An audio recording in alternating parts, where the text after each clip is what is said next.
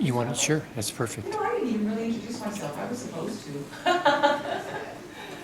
Well, I'll introduce myself now. I think it said on my chart that, on my slide, the director of the Linings Low Vision Center, and my chart, could you tell we're doing Epic? I mean, all we talk about now is we're going to electronic medical records, and it's very tiring right now. Melva and I have been working together, believe it or not, 10 years. In August, it'll be 10 years we've been working together. She's an occupational therapist. Her background has been with working with a lot of neuro patients, so that has been just so helpful for me in our clinic. One of the things that's been very, very helpful for me is that, you know, optometrists and ophthalmologists, we tend to look at people just from here to there, you know. We don't really pay much attention from here on down. And so it's very helpful to have somebody like Melva working with me that has more experience in identifying if somebody's got, you know, if they might have arthritis in their shoulder, they can't hold a magnifier. And just when you think about what we talked about earlier, what rehabilitation is all about, it's about finding strategies. You know, getting people to be able to do what they need to be able to do. And that's not my best area. That's an occupational therapist area. And so Melva joined us, we worked together now all these years and are a pretty good team and like some old married couple pretty much. So I'm going to let her come up here and talk about what she does.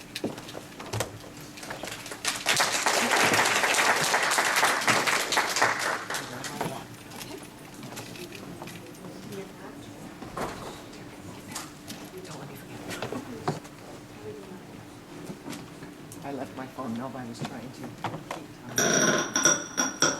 Sorry about that. Oh, that's nice. Whew, okay. Dr. Potts has a lot of energy.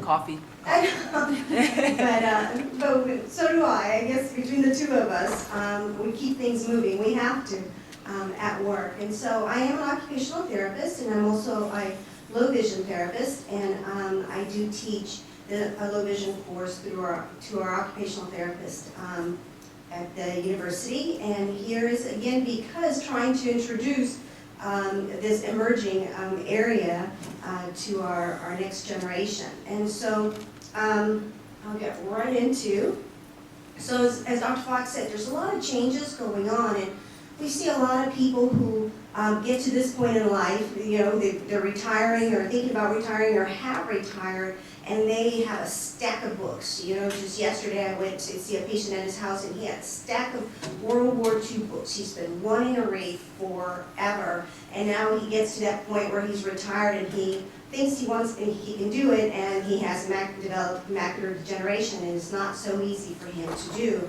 And so what does it mean to our older patients who have kind of been postponing, you know, driving the RV or you know, having fun with the grandkids or reading everything they've always wanted to read? What does it mean to them when they're not able to see as well? And it can mean a loss of independence. It certainly can. People are doing things for them, and certainly they don't enjoy that part. It could also mean neglect of self-care, like Dr. Fox mentioned. If their vision is so impaired, they're not able to do their own medication management, they're not able to do their own diabetic care, they're not able to prepare their own meals. So it could mean a neglect of self-care. It could also just become a fear of becoming a burden to family and society, as Dr. Fox mentioned. They don't like people doing things for themselves. Although we have a lot of families who have good intentions, the mom says, you know, there are just things I don't want my son to know that I am buying or where I am buying it, and yet he has to manage my checking account, and I would rather be able to do that myself. Fear of losing meaning in life. Again, they may have been, as we grow older, we've all served roles in our lives. We've been the primary caretaker or the primary caregiver, or we've been the primary breadwinner, and so all of a sudden our roles change, and we're having to allow people to do things for ourselves, and we don't want to lose meaning of our purpose. Fear of losing hope is the other. Many times these patients go into their ophthalmologist, and what they hear, maybe it is what the doctor is saying, and what they hear is, you have macular degeneration, you are going blind, thank you very much, see you in about a year. And so that's all the patient hears, and so they have this fear of, you know, losing their vision and not being able to, not having any hope because they know that they're going to go blind. And isolation, again, like Dr. Fox mentioned, many of these eye conditions as we age may affect our central vision or our peripheral vision, so it's really difficult to recognize facial features or people across the room. And so again, they go out and people say, well, you know, I've been waving at you, or I said hi to you, and then they may feel like, they may hear, oh, well, you're a snob, you didn't want to say hi to me yesterday. And so they just decide not to go out anymore, and they become more isolated and are at higher risk for depression. All right, so what do we know about low vision rehabilitation? As Dr. Fox just introduced, it is a process. It's a process that involves a lot of team members. And Dr. Fox and I work really close together, but we also work really close with the ophthalmologist who's constantly checking on the health of the eye, but also we work with other therapists, not all in the same area, but certainly in referring or consulting other team members. And low vision offers hope, and that's what we ultimately hope, that when the patient leaves our office, our evaluations, that they're hopeful about resuming activities that are important for them. So my role are several, there are many, and maybe they all play a part. The very first time I see the patient, or again, because it's a process, many times people are still trying to process the fact that their vision is changing, or that they are losing vision, or that they are adapting. And so it is a process. I may cover some of these things initially, I may see them a year later, and things have changed, and so we're constantly adapting. So my role as an occupational therapist is certainly to work first and foremost in collaboration with the low vision doctor and other low vision providers as well. It's to provide education on the patient's eye condition. It just seems like, again, our seniors, it never hurts to hear it more than once, and in different ways, and in different days, and in different stages of their acceptance of their visual impairment. My job was also to enable the older adult with the visual impairment to successfully remain engaged in everyday activities, whatever is meaningful to them. It's also to teach them to use their remaining vision effectively and efficiently through therapeutic activities. You'll see that a lot of these eye conditions can create blind spots in their vision, and so they may have just learned a way to use their vision that's not the most effective way, and some just have never really figured it out. And so my job certainly becomes to help them use it as efficiently as possible so that we can then augment that vision with other devices. We have found that unless they use their eyes and the vision they have left quite well, the use of devices is not used to its optimum. Another role is to instruct the older adult on the use of the prescribed optical and non-optical devices that Dr. Fox mentioned. And again, it's really important that they learn to use the vision they have left so that they can maximize the use of these other devices. And then another role is to recommend and demonstrate modifications in their activities or in their home environment.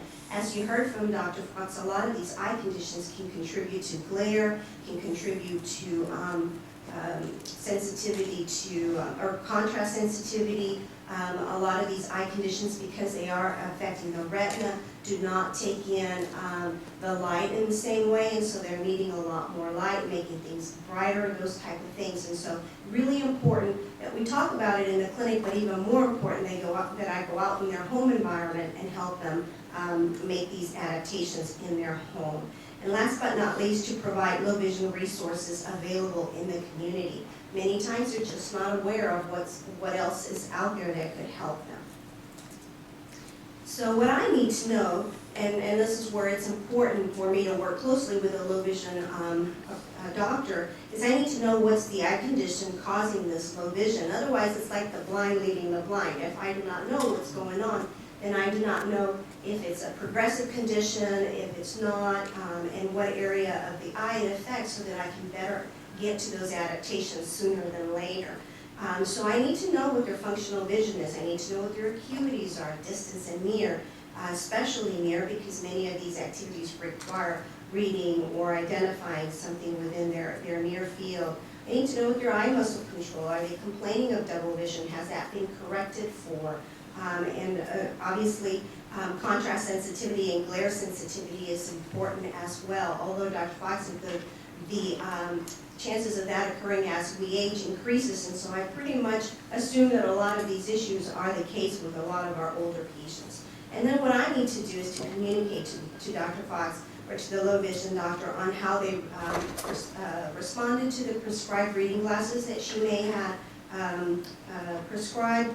Or the other thing is sometimes Dr. Fox recommends, if their vision is beyond the help of the glasses or magnifiers, she may recommend other type of devices, and it may turn out that the patient cannot use that device well because of cognitive reasons, because of endurance reasons, tremors, or so forth, or maybe they just don't have the means to pay for that device. So now what do we do about it? Because a lot of these devices are out-of-pocket expenses. They're not covered through insurance.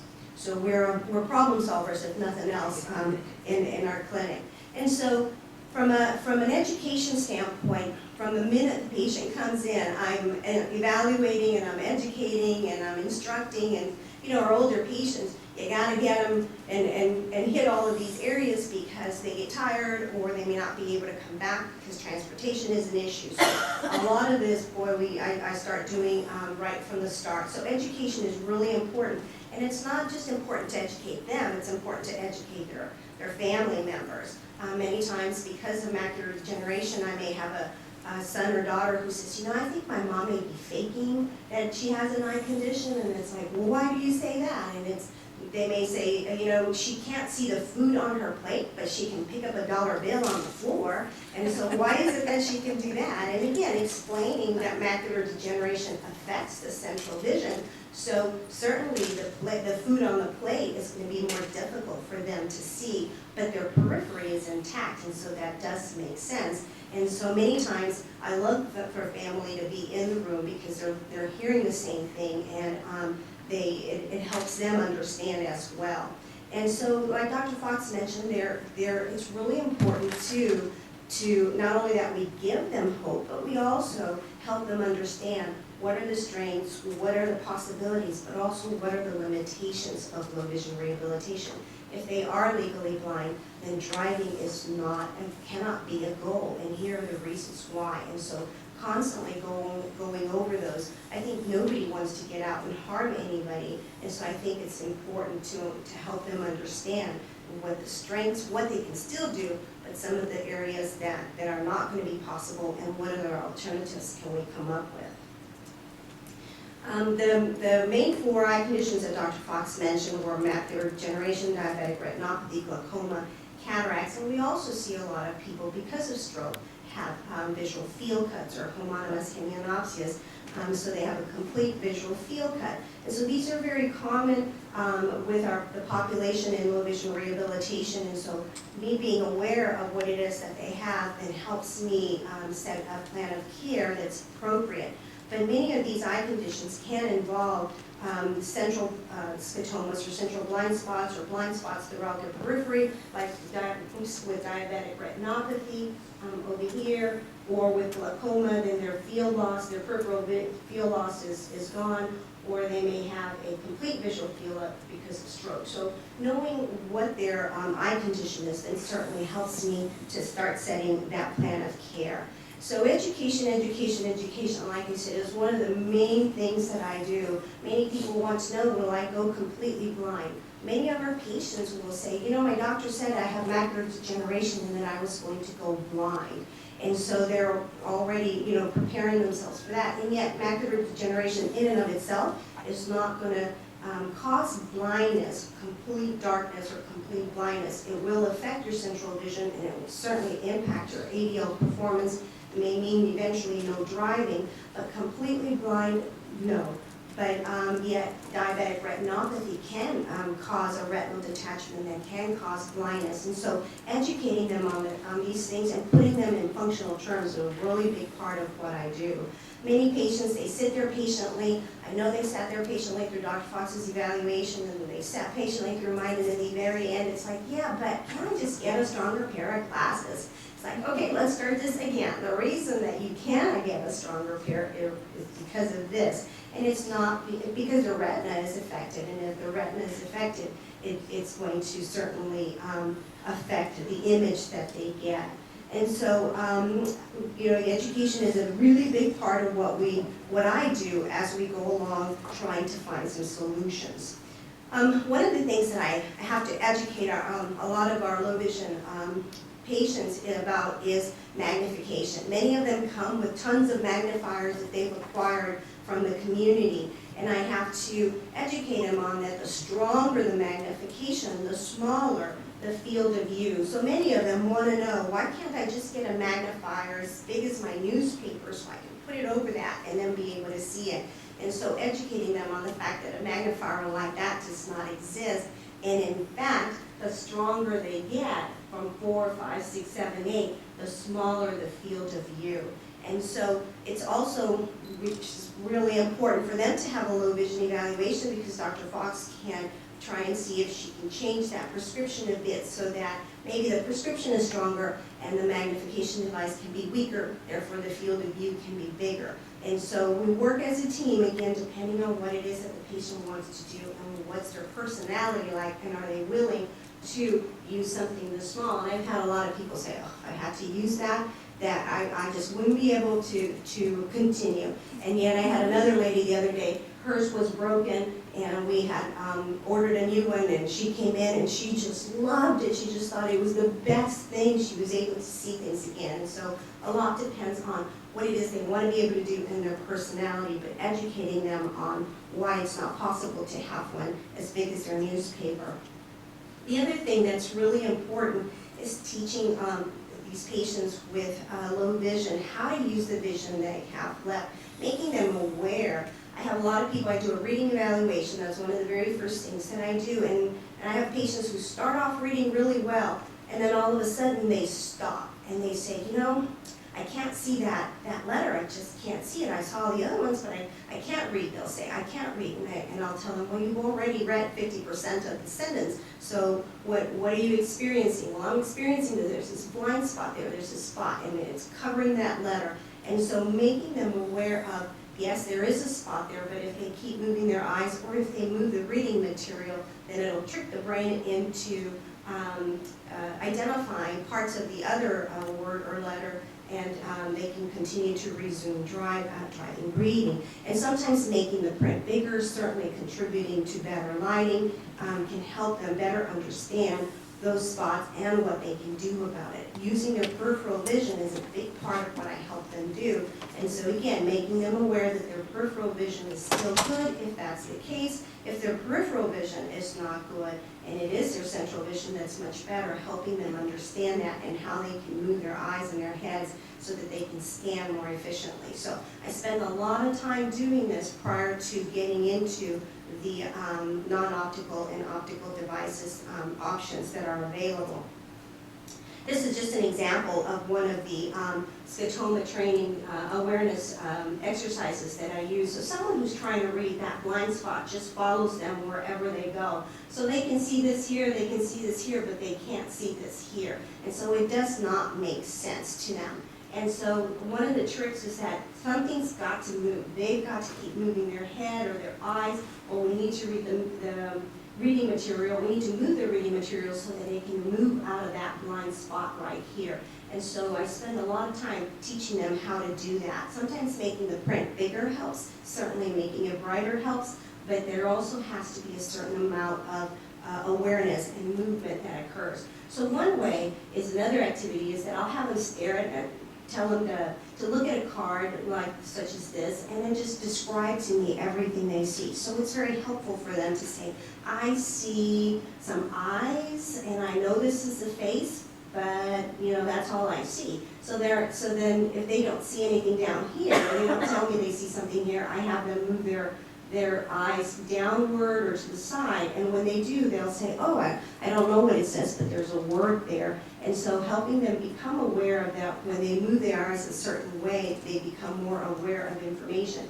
And the reason is not just for reading, but also to find their medications on their table, you know, or finding their keys on their table. They may say, well, I know my keys are around here somewhere, but they may be looking at them and that blind spot is in the way. So instead of panicking or getting anxious, if they just gently move their eyes either to the left or the right or wherever we've determined they have better vision, then they're better able to identify those keys or medications or whatever it is that they're looking for in their environment. So I spend a lot of time doing that with our patients. This is just another activity.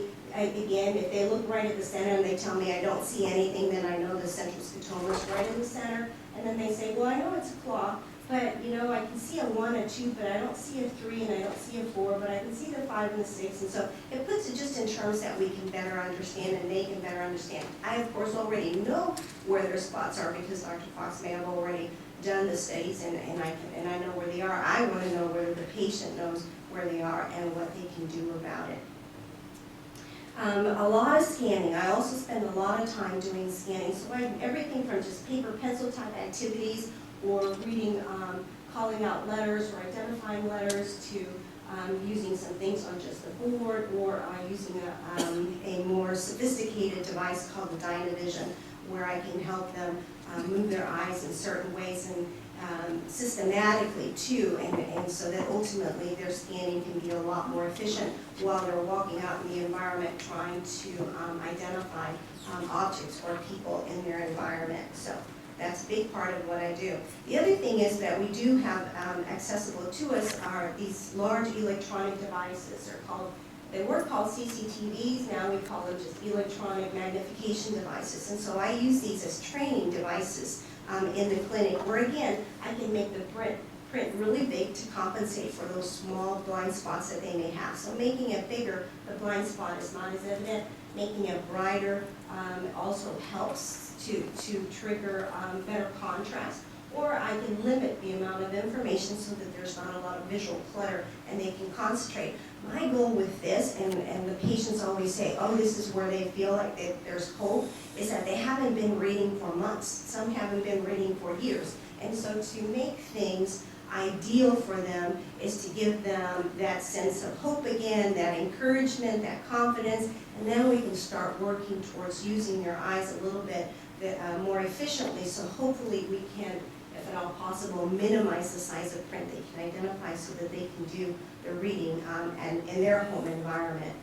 So for a lot of our patients is reading, helping them, as an occupational therapist, helping them re-engage in everyday activities. And the majority of our patients, it's about reading, it's about writing, it's about just simple meal preparation and certainly financial management. Using the telephone and computer is a big thing because of communication with their families. Mobility is another, and so is leisure activity. Again, many of our older adults may be retired and have been waiting for this moment to engage in their meaningful activities, and then they find themselves in a situation where they don't know what to do. Dr. Fox is part of her optical solutions. These are not your Walmart reading glasses, certainly not. And so again, Dr. Fox is a really thorough low vision evaluation, and because of that, many times she uses reading glasses that are a lot stronger than what you're going to find traditionally. And so the stronger the magnification in these reading glasses, the closer the reading distance is required. So we're talking 10 inches or 8 inches from their eyes to their reading material. And so some patients are just not at all comfortable. I call it a dance because sometimes I bring it this close and the patient goes back, and then they come back and I bring it this close and they go back. So we do that a while until they're comfortable with bringing that reading material. Some have no issue with it, others, even though it is documented all over the chart that Dr. Fox said, you know, if you want stronger reading glasses, it means I'm going to have to make them such that you're going to have to get really close and like, do whatever you have to do, I want some glasses. Then they get these reading glasses and then they're like, you know, I can't read because I have to get so close. That's just not something I want to do. So making sure, again, and educating them on the use of these opticals. They're great for hands-free, so this is great for those individuals who still need to do some mending, needle threading, or even diabetic care. If they have insulin that they have to inject, then these glasses work a whole lot better because you need 3 hands if you've got a magnifier and you're trying to do things. And so for hand-free and spot reading type of activities, this is a great solution if Dr. Fox is able to put them in stronger reading glasses. So it does require some training with them. There's traditional magnifiers that we use. We certainly are, they're a lot stronger than what's out in the community. And again, the stronger they are, the smaller the field of view. And so if you go to Radio Shack or places like that, you're going to find the bigger magnifiers, but certainly they're also going to be weaker. And so for a lot of our patients with low vision, that's just not enough.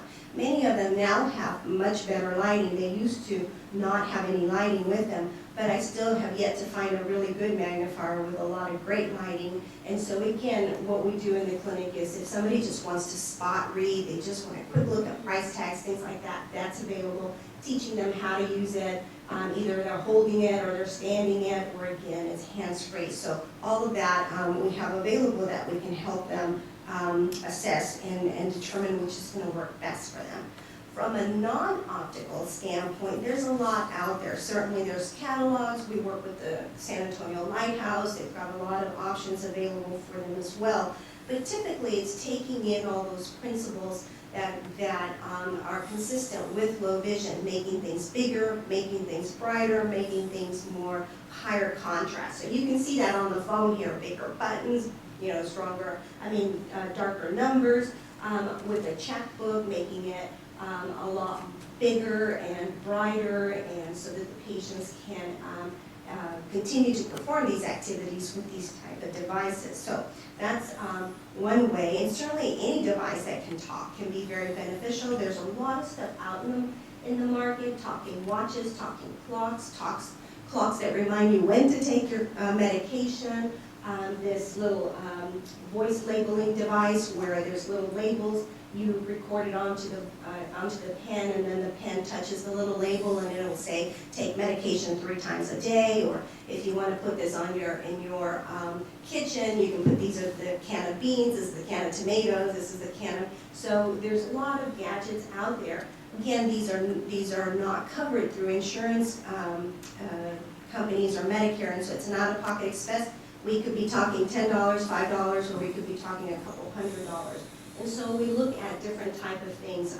A lot of these glucose monitors these days talk, and so that's a great thing for our patients, again, because they're in a position where their diabetes may have contributed to their vision loss, and so we certainly want to help them maintain as much independence as possible. If they're not already working with someone like a diabetic educator, certainly referring them back to someone, but making them aware of what's available, they can then be more specific about some of the things that they may need. There's a lot of talking communication devices out there. There's an organization that I talk to the patients about that can help them acquire some of these. Yeah, Radio Shack may have them, but they may also be $60, $70, $80, $90, and they can be expensive. So for a lot of our patients, maybe they just don't have the means, the funds, or the transportation to go get some of these devices. So connecting them with some resources out in the community is a big part of what I do. So not only making them aware, but also connecting them to resources that may help them, provide them with some of these talking devices. Because that's a lot of what patients will say. I can't dial, I can't see well enough to dial, I can't receive phone calls because I can't find, my phone, or I can't see who's calling, and so therefore I never answer the phone. And so communication is a big part, and there is a resource out there that I will share that can help pay for these devices.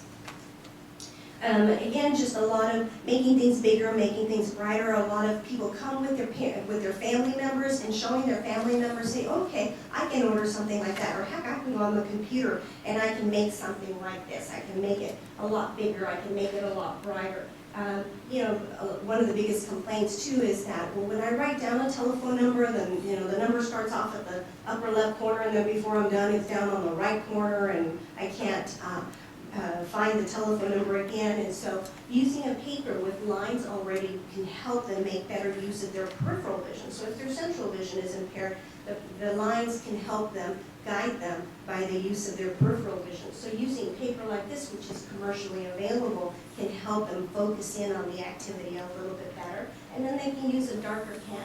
Gone are the days they cannot use pencil anymore, or even just traditional pens, because again, contrast is an issue and magnification, the size of the print is an issue. So encouraging them to use something darker, teaching them, showing them where they can go get these, and then how they can adapt for it is a big part of what I do. Again, bigger definitely is better for most of the problems with these eye conditions, and so if, from a leisure standpoint, there's a lot of large print cards, a lot of large print bingo cards, and more, I do a lot of visits into independent living centers and areas where their calendars used to be really small, so talking to them about making the print bigger, darker, and certainly a lot of their devices a little bit bigger is also very helpful for our patients. TVs are now getting so complicated that these remote controls are difficult to use these days, because, you know, if you've got a Time Warner gadget remote control, by gosh, you know, I have to mark the on and off button, and that's all I ever mark because I never use, because it can be pretty complicated. So I've yet to make a connection with Time Warner or AT&T about simplifying their remote controls if there is a way, because a lot of our seniors just totally give up on using that because it can be pretty complicated. But we get pretty creative with marking things and identifying them so that they can better use their devices. There are some electronic magnification devices. Today, technology is an amazing thing. So we've got a lot of things like iPads and e-readers and things like that. What we don't have yet is a marriage of those devices with devices that are just for the visually impaired. So hopefully there will be a marriage between the two, but right now what we have are these electronic little magnification devices. The good, the bad, and the ugly of these devices are that the good is that they can offer magnification up to, you have a variety of magnification, so it's like having 4 magnifiers in one. You can adapt for the background. The background can be dark with white or white with dark, so you can make these bigger, you can make things brighter, you can carry these in your pocket. Can't carry this one in your pocket, but it can definitely, you can put your medication, magnify it so that you can read the information, then you can call it into the pharmacist. So there's a lot you can do. That's the good thing about it. The bad thing about it is that it is a learning curve, and so they are electronic devices that you have to charge just like you would a cell phone, so there's some maintenance required. Some seniors may just totally be turned off by it, and others embrace it. So again, a lot depends. What do you think the ugly part is on these devices? The cost, exactly. So these are not covered by Medicare insurance or Medicaid or any other, and it's an out-of-pocket expense. So they can run from a couple of $100, $300, $400, $500, all the way upward to this guy over here, a couple of $1,000. And so again, Dr. Fox and I really take it to heart to help individuals not just want to be independent and learn about the things that are available, but also connect them to resources that may help them purchase some of these devices or collaborate with them so that they can get those and use them. Because for many, particularly, again, if you're diabetic, this particular machine right here can stand at an angle, and so you can quick put your syringe in the back and see how much you're filling, or you can see the number, or even the click pin, you can put it back there. Those little click pins have these teeny weeny little magnifiers that don't help very much, but you can certainly put it back there, and then it can bring it up bigger. And so there's a lot of good ways that you can use this, and usually we can be pretty resourceful and convincing if we have to justify for these through some organizations and get them some help. Today with computers, like I said, there's wonderful stuff out there in terms of technology, and so computers today come with so many, their operating system. There's so much that you can manipulate. More and more of our seniors are using Apple.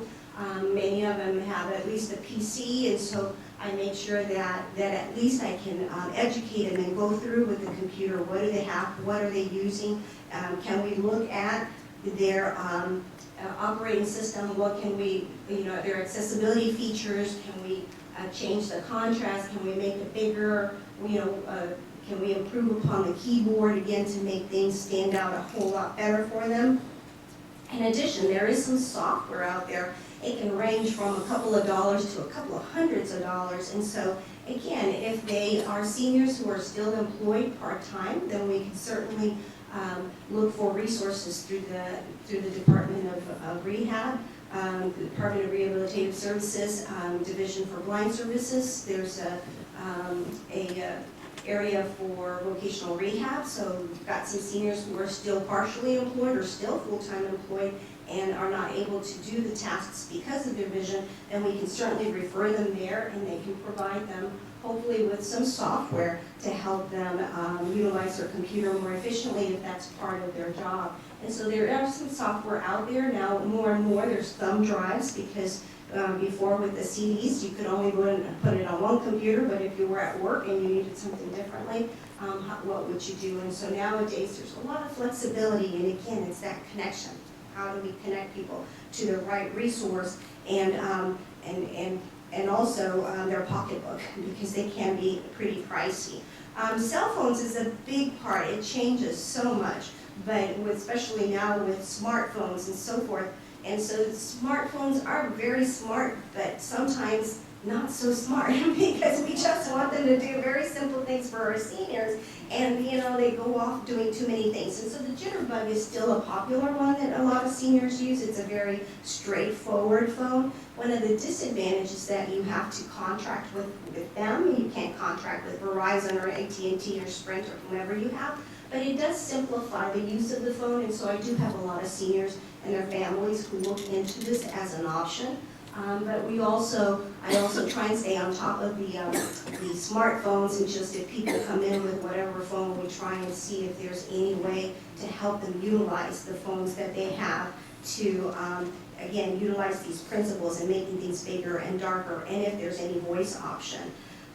Nowadays, again, with all of these electronic readers, I get 80, 90-year-olds coming in with e-readers, and they're telling me I'm having a difficult time, or yes, my son bought it, but I don't know what to do with it. And so again, experimenting with the font, experimenting with the background. This is was my first generation Kindle, so there was a lot of buttons there for our seniors. Could be really confusing. Nowadays, they're touch. The iPad is a great alternative. It's not for everyone, but certainly has some great options to compensate for making the print bigger, changing the background, having voice, text-to-speech options. And so there's a lot of different ones that can meet different pocketbooks. So that's another option as well. So Dr. Fox and I have had to stay really tech savvy, which was not always our comfort area, but we've had to, because our seniors were demanding it. And so they were coming in and inquiring, and we certainly want to guide them in that direction of what may work best for them, give them the good, the bad, and the ugly of some of these things. And so when it comes to all of this, in the end, I may see my patients in the office and go over all of these things with them, start our therapy sessions there, but I may end with home visit, because really it's in their environment. Many times they come, they sit, I've got the perfect seat, I've got the perfect light, I know the perfect distance, and I do all of these things, maybe not well aware that they may not have that same situation at home. And so, 2 weeks go by, they call me and they say, these glasses just do not work for me anymore. And I know they work perfectly in the office. And so doing a home visit really allows me to see their environment. I mean, 9 out of 10 times I walk into a home and it's like walking into a cave, because their lighting is really dark. Their recliner has been used for many years and they're comfortable. And so yes, where you're supposed to be at 10 inches and at the office they were, at home they have a recliner, they put their newspaper in there at 22 inches. So their glasses aren't going to work. And so if that's what they want to read, then maybe the glasses are not the better option. Maybe an electronic device may be a better deal. And so really it's in their environment that I'm going to get a lot more feedback and help me readjust my plan of care and go back to Dr. Fox and say, what other options do we have from an optical standpoint, if need be, or non-optical. And so in the area where I do an assessment, they walk in and right away, this is what we have in the clinic space that I sit in. And again, just to give them an idea, but I also love that family come in and they sit there and they're like, oh, well, I like how you did that, or I like how you did this, where do I get that? And if you look down here, this whole the handle in the oven is all black. You would never know it's there. So just adding a little bit of tape there, or a little bit of tape there, and a white handle on a white refrigerator, or a black tape on the white handle of the microwave, marking some buttons, keeping things organized. It doesn't have to be very expensive. It could be very simple. And so I can go over this with patients there in the office, or certainly, like I said, the family can start taking note right away. There's a lot of stuff. One of my patients allowed me to take a picture of her calendar, and so what she did was mark it with dots to indicate that those were the days she had something to do, so that she at least knew to see the dot from a distance, and then she'd get up really close and see what it is she had scheduled for that day. So I thought that was a really creative way. You can use puffy paint, you can use furniture bumps, you can just use any kind of button to help identify some of the areas that are most used and are difficult to see when setting dials or appliances and things like that.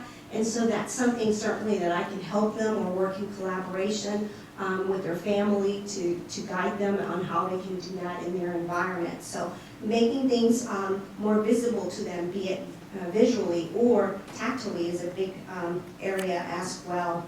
Positioning of reading material, that's another important one, again, because if Dr. Fox has prescribed some optical devices, chances are they have to get really close. And so if they're setting things down at the table, then they're going to have to bend, and their neck is going to hurt, and their back is going to hurt. And so again, trying to sit them up a lot higher and a lot more ergonomically appropriate, then hopefully it will cut down on any pain that they may have. And so I look at stuff like music stands, or laptops like this one here, or other reading devices, standing devices that we can use to help them reach that level and they don't get so tired. Our older adults, as they get closer, well, then they're going to have to contract their muscles, and then they're going to fatigue more because they're sitting up like this trying to read the paper. And so we look at ways of how can they position it so it's more comfortable and they can read it for a longer period. Lighting is a super important thing. In fact, if I could change one thing in low vision, it would be the lighting, because like I mentioned, it's like walking into a cave in a lot of these environments, and a lot of these eye conditions affect the retina, and so the retina, they affect the retina, or they may have cataract, and so there's not enough light coming in, so ambient light is just not enough. Task lighting is something they absolutely need. They need to bring that light source closer to themselves and to the reading task, and that's what the studies definitely support as well.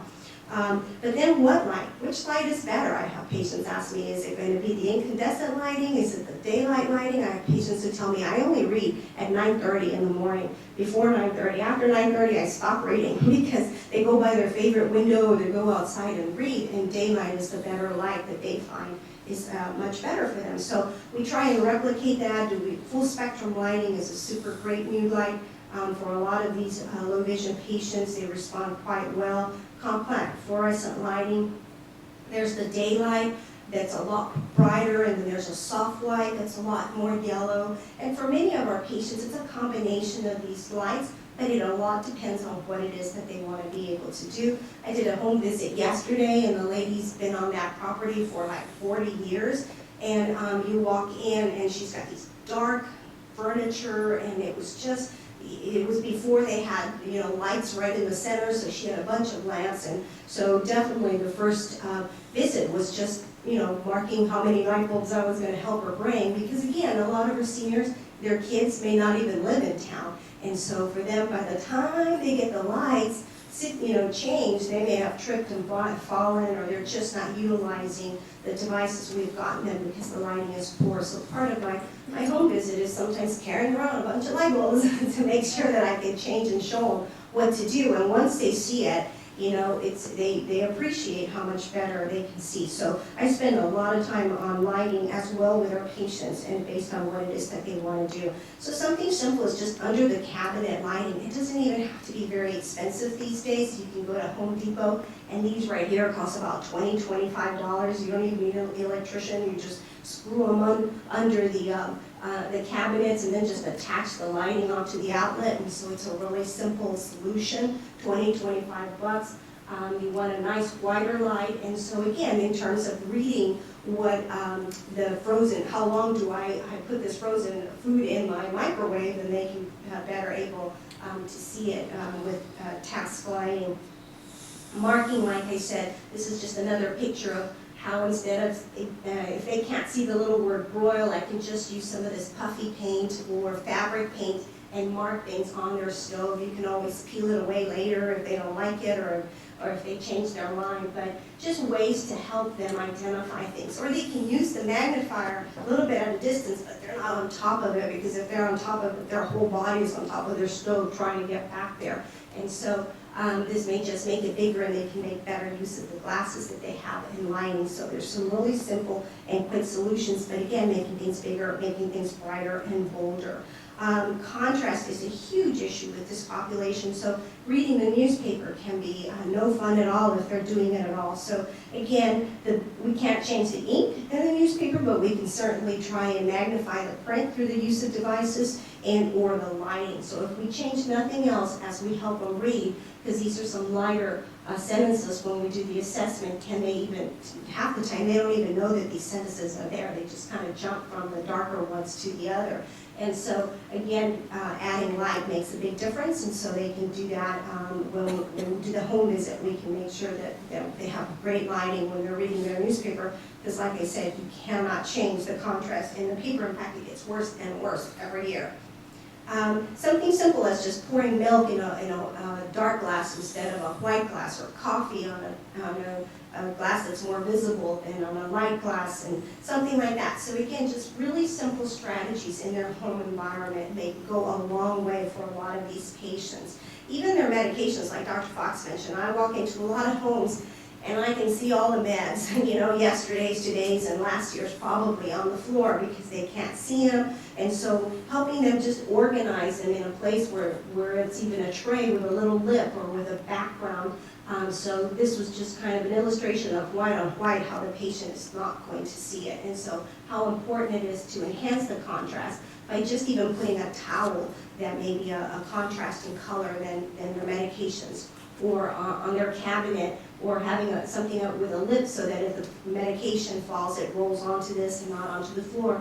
And I've had patients who say, it's not my vision so much as if I get down to the floor, I'll never get up. So I just leave my medications down there. And so making sure that they have a good station and contrast.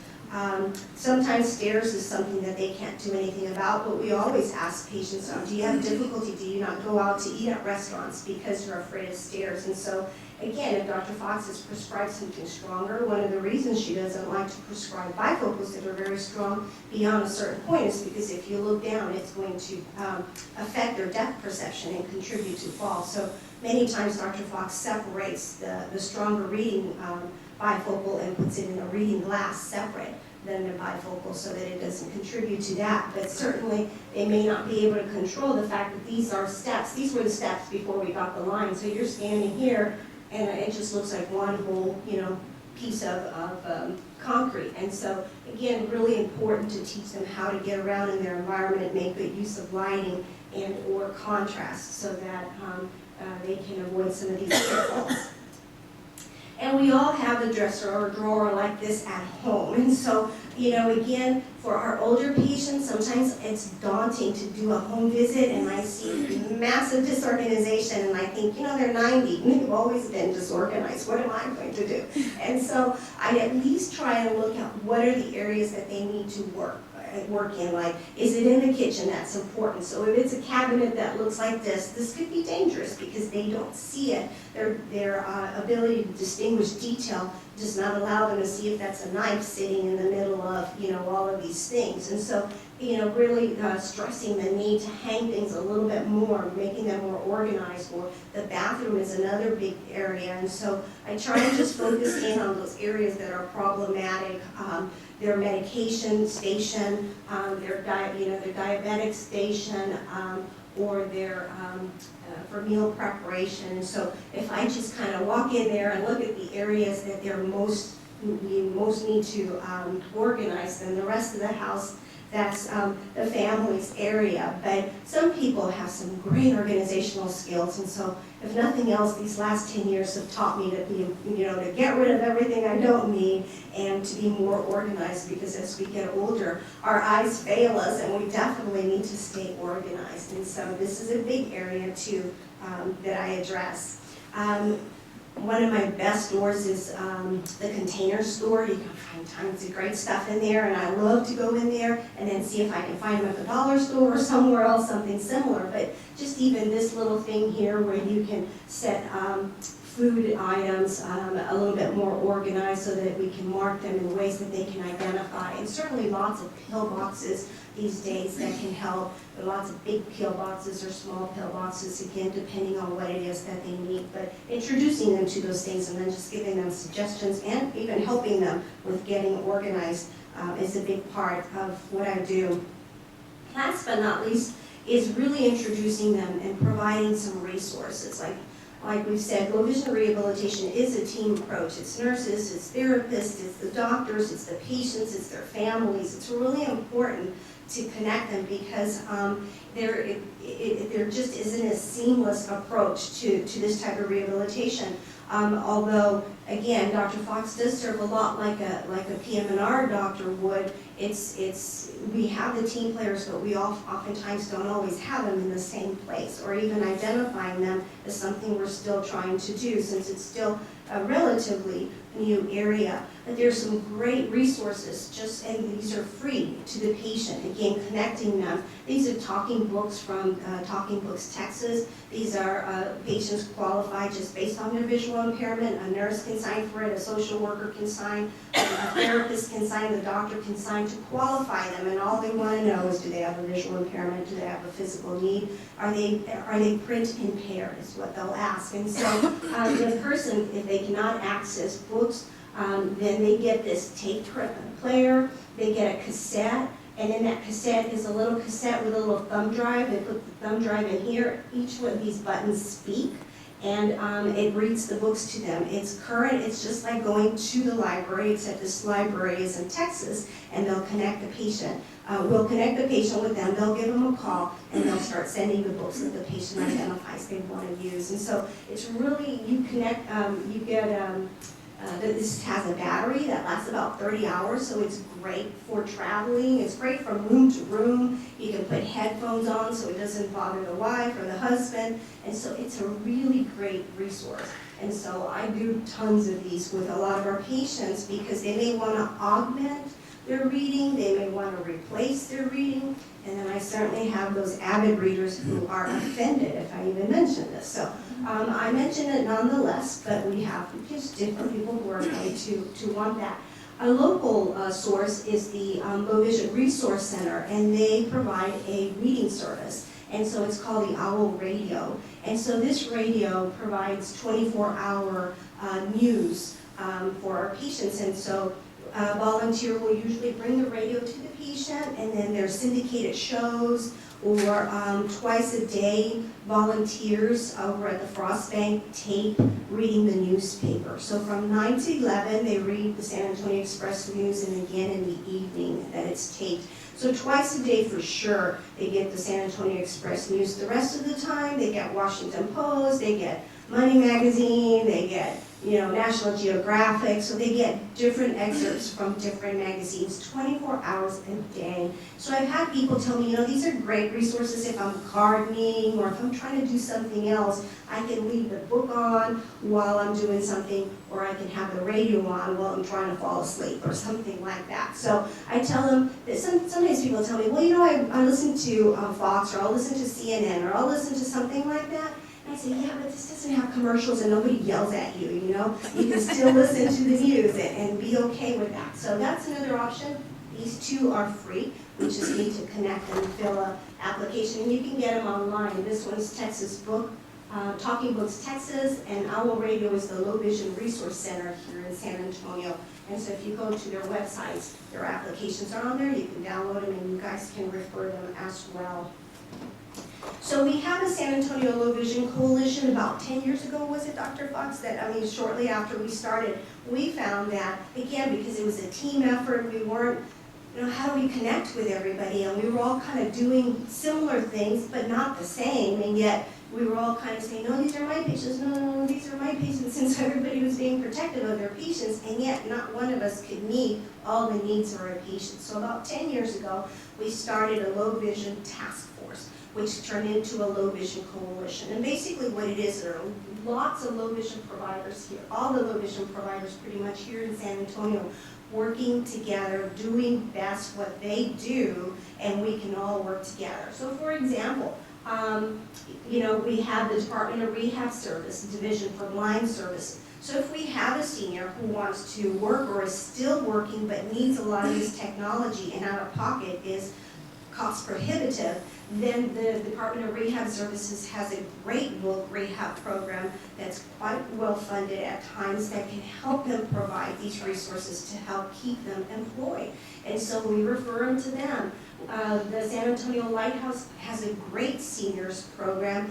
Sometimes their grant money allows for purchasing, helping purchase some of these devices, non-optical and optical. And so we refer our seniors over to them. And so sometimes we have kids, and so we can refer those to some of the other area here. And the San Antonio Low Vision Resource Centers, they have a low vision club, and they meet, when do they meet? Once a month, on the third Saturday a month, and it's well attended. They always have, retinal doctors, they all have services that are talking, and so, we again hook them up with them, let them know that these resources are available. So, how many times we have veterans come to us who have, for whatever reason, not been connected to the VA, and so we can connect them. The VA has lots of resources for the veterans, and it's still amazing that many veterans are not even aware. I mean, I had a 90-year-old this week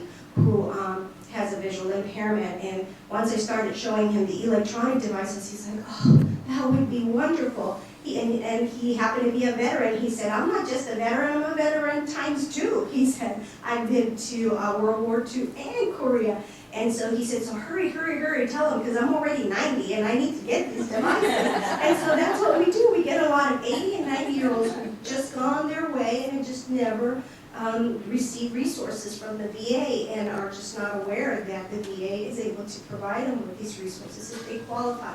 So, we feel good about what we do. There's a lot to do, and I just wanted to introduce today a little bit of what I do, and hopefully you can find ways that you can be of help utilizing some of these things, or if no other way, just referring them to our low vision clinic so we can get them connected. And so like Dr. Fox mentioned, the ultimate goal is to enjoy a high quality of life through meaningful contributions in a manner that allows them to value themselves and to be valued by others. And ultimately, I think our seniors just, if nothing else, want to continue to be as independent as possible so as not to burden their family and hopefully be a contribution as well. And so in our clinic, we have a lot of paintings such as these that have all been done by other low vision individuals. This person painted this when they had no vision impairment, and as his vision changed, then so did his paintings. And so when we have people who say, oh, I can never paint again, we have these all over our clinic that say, you know what, these guys could do it, and they adapted, so how about we try something different with you? And then this is another lady, too, who painted this and started before, during, and after her macular degeneration. And so again, utilizing some of those glasses, utilizing some of those electronic devices, and certainly some of these compensatory strategies have allowed a lot of these individuals. This was another lady who had macular degeneration, and later, and late in her life, she was doing this type of things, and ceramics, and just all sorts of beautiful stuff. And again, with the use of some optical and certainly a lot of good lighting. Another lady who did this as well, and so many of them come back and say, look what I was able to do, and so we're quick to snap some pictures of what our patients have been able to do because of some intervention that we contribute to. Something even as simple as threading a needle. This lady was in tears that she could thread a needle. And so again, because of the combination of stronger reading glasses and the magnifier and good lighting, she was able to do something that she'd been wanting to do for her husband for a long time, which was to thread his pants, hem his pants, that's what she wanted to do. And so she was able to do that. And so I think we just like to want you guys to know of what it is that is out there, and hopefully if you are able to contribute in some way, or at least refer and let them know that low vision rehabilitation is an option that offers hope. Any questions? Yes, ma'am. If someone wants to volunteer as a reader for the OWL radio, where do they go? Most likely the Low Vision Resource Center. Look up their website, and they're always looking for volunteers. And so the Low Vision Resource Center here in San Antonio, if you go on their website, it will connect you with someone there. Good question. Yes?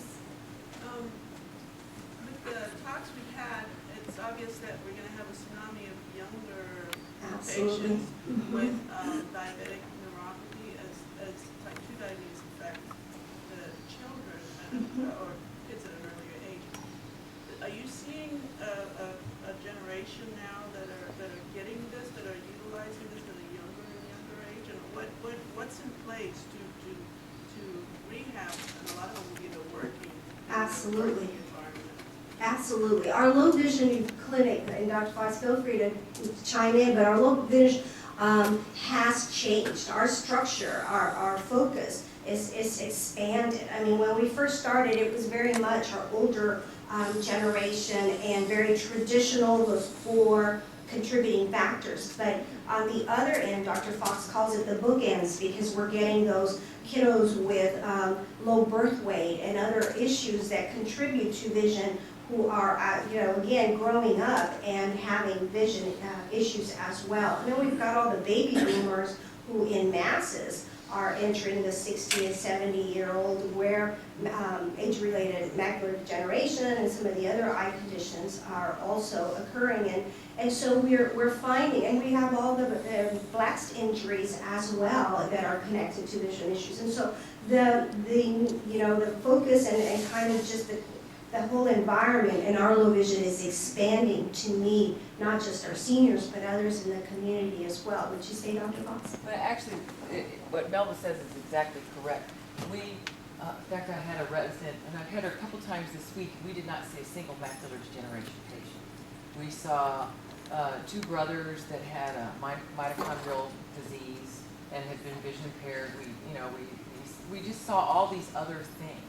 So low vision is really changing, because we do have a lot of young people that are coming up because the vision impairment is due to low birth weight, but the vision impairment is not traditional low vision. It is more processing, and so they have other issues. And I think you made a good comment too. We aren't seeing yet, because those type 2 diabetes, they're still a little young and it hasn't affected their vision yet. But that's going to happen unless they come up. I think I just read that they're pretty close to coming up with an artificial pancreas.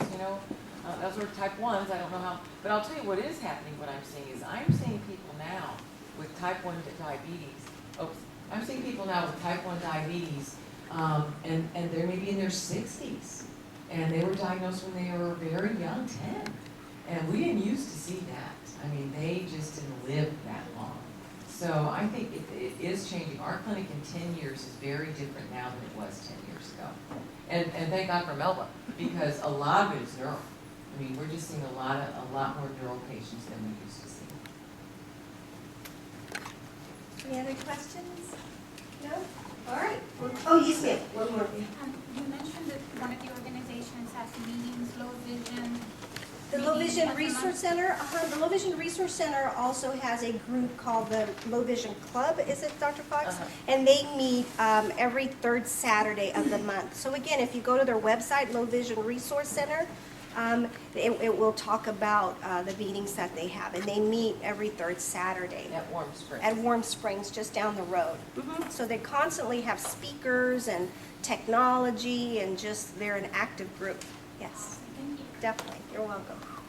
All right. Well, thank you all very much, and enjoy the rest of the day. Thank you. Melva, Perez-Andrews, thank you so much for that great information, and thank you so much, Dr. Fox, for your time and your efforts. Thank you. Okay, we're going to take about a 15-minute break. It's a good time to get up, to warm up again, some coffee, and we have snacks in the back, and we'll resume in about Have a 10, 15 minutes 10:30, with So I have a Dr. 10:30. I do too. Dr. I do too. Thank you. In the building. All Excellent. right, thank you. See you next year.